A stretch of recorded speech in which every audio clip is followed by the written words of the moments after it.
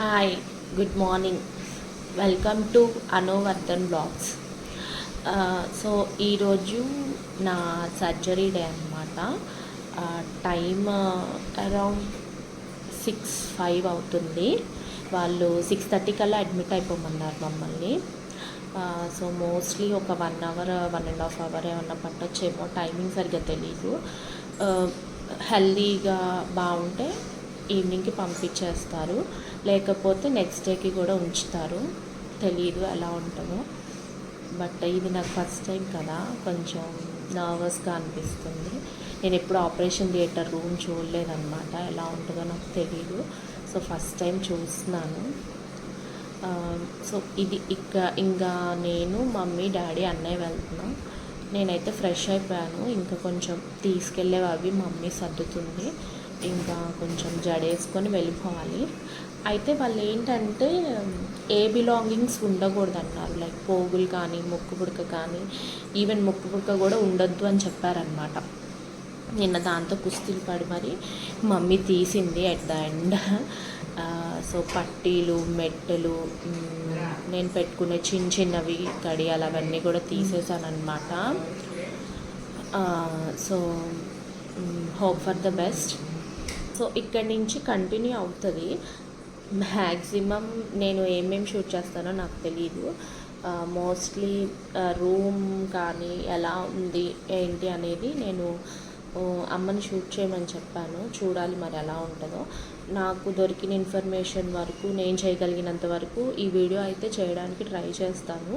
ఇది ఎందుకంటే ఇంకెవరైనా చేయించుకోవాల్సిన అవసరం రావాలని నేను అసలు అనుకోవట్లేదండి.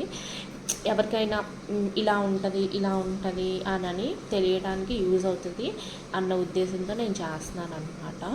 సో ఇక్కడి నుంచి మ్యాక్సిమం నేను ఇన్ఫర్మేషన్ అంతా గ్యాదర్ చేసి అక్కడ హాస్పిటల్లో అది అంతా ఎలా ఉంది ఏంటనేది చెప్పడానికి నేను ట్రై చేస్తాను. సో ఇక్కడి నుంచి వీడియో అయితే కంటిన్యూ అవుతుంది, చూడండి. అండ్ మీరందరూ ఎలా ఉన్నారు, బాగున్నారా? సో ఆ రోజు ఇలా మార్నింగ్ సెక్షన్ అయితే సర్జరీకి స్టార్ట్ అయిపోయామండి.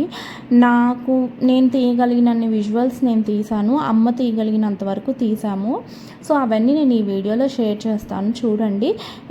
ఏం జరిగింది అనేది నేను వాయిస్ ఓవర్లో అయితే చెప్తానమాట. సో మోస్ట్లీ మేము 6:45 కల్లా హాస్పిటల్కి అయితే వెళ్ళిపోయాము. నాకేంటంటే సర్జరీ వచ్చేసి వెన్స్డే అనమాట. సర్జరీకి సంబంధించిన ఫార్మాలిటీస్ అన్నీ మేము ఆల్రెడీ మండేనే కంప్లీట్ చేసేసాము. ట్యూస్డేనే చేస్తామంటే వద్దు అని చెప్పి నేను చేయించుకోలేదు, వెన్స్డే పెట్టించుకున్నాము. వెళ్ళిన ఒక 1 అవర్కి ఆ సర్జరీకి సంబంధించిన నర్స్ వచ్చారు. సో ఆవిడే మాకు రూమ్ అది అలాట్ చేశారు. నాకు డ్రై కఫ్ ఉంది కదా, సో దానికోసమని నాకు నెబులైజేషన్ అది పెట్టి మొత్తం సర్జరీకి నన్ను రెడీ చేశారనమాట. నాకు సర్జరీ వచ్చేసి 1 అవర్ పైనే పట్టింది. ఎందుకంటే నాకు గాల్ బ్లాడర్ నార్మల్గానే ఉంది, కానీ ఆ లోపల ఉన్న స్టోన్ హెవీగా ఉందన్నమాట. దాన్ని లాప్రోస్కోపీ ద్వారానే దాన్ని ఆల్మోస్ట్ 6 పీసెస్గా కట్ చేసి దాన్ని చేయడం వలన నాకు అంత టైం పట్టింది. అండ్ ఇంకొకటి ఏంటంటే నాకు అది పొట్టకు అతుక్కొని ఉందంట. సో అట్లా కాకుండా ఫ్రీ మూమెంట్ ఉండుంటే గనక అంత ప్రాబ్లం అయ్యేది కాదు, అంత టైం పట్టేది కాదు అని అన్నారు. సో నన్ను ఆ రోజు మోస్ట్ ప్రాబబ్లీ 10కి అలా స్టార్ట్ అయింది. మళ్ళీ 1:32కి తిరిగి రూమ్కి అయితే పంపించేశారు. నాకు అసలు ఏం తెలియలేదండి. ఆపరేషన్ థియేటర్కి వెళ్ళే వరకు అట్లా ఉన్నాను. వెళ్ళగానే ఏదో ఒక మాస్క్ లాగా పెట్టారు, మేబీ మత్తిచ్చినట్టున్నారు. అంతే అక్కడ పడుకుని పోయి నేను నెక్స్ట్ డ్రెస్సింగ్ రూమ్లో ఒక అతను నన్ను గాలి బాగా పీల్చండి అని లేపితేనే నేను లెగిసాను. ఈ మధ్యలో ఏం జరిగింది ఏంటనేది నాకు తెలియదు. ఆయన బయటకు తీసుకొచ్చి చూపించారంట, మమ్మీకి గాల్ బ్లాడర్ ఇదిగోండి ఇలా ఉంది, లోపల ఇంత స్టోన్ ఉందండి. మమ్మీ అనుకుందంట స్టోన్ అంటే ఏదో సాలిడ్ ఫామ్లో ఉంటుంది అని అనుకుందంట, కానీ అది టంగ్ అని మోగుతుంది, కంకర్రాయి మోగినట్టు అని చెప్తుంది మమ్మీ. సో మొత్తానికైతే సక్సెస్ఫుల్గా చేశారు. అండ్ చాలా చాలా చాలా థ్యాంక్స్ అండి. నేను దీనికి ముందు చేసిన వీడియో అందరూ గెట్ వెల్ సూన్ అని చెప్పి నాకు చాలా బ్లెస్ చేశారు యూట్యూబ్ ఫ్యామిలీ. చాలా చాలా థ్యాంక్స్ అండి. అలాగే కొంతమంది కొన్ని డౌట్స్ కూడా రేస్ చేశారు. నేనైతే డిశ్చార్జ్ అయ్యి వచ్చాను, కానీ నాకు ఇంకా అంత బాగా మాట్లాడే ఓపిక లేదు, కొంచెం నీరసంగా ఉంది. నేను దాని గురించి కూడా ఒక కంప్లీట్ వీడియో అయితే తప్పకుండా చేసి మీకు పోస్ట్ చేస్తాను.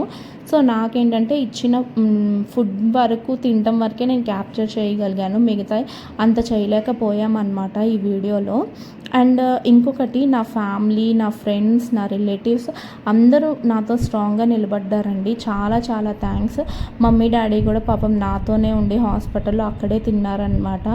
నాకు అది కొంచెం ఏంటోలాగా అనిపించింది. వాళ్ళకు ఉండాల్సిన ఏజ్లో వాళ్ళు నా కోసం ఉన్నారు అని ఒక చిన్న గిల్ట్ అనిపించింది అనమాట. సో ఎనీవే చాలా చాలా థ్యాంక్స్ అండి. మెయిన్లీ నాకు ఈ ఆపరేషన్లో సపోర్ట్ చేసిన వాళ్ళకి ఈ వీడియో ద్వారా నాకు థ్యాంక్స్ చెప్పుకుంటున్నాను.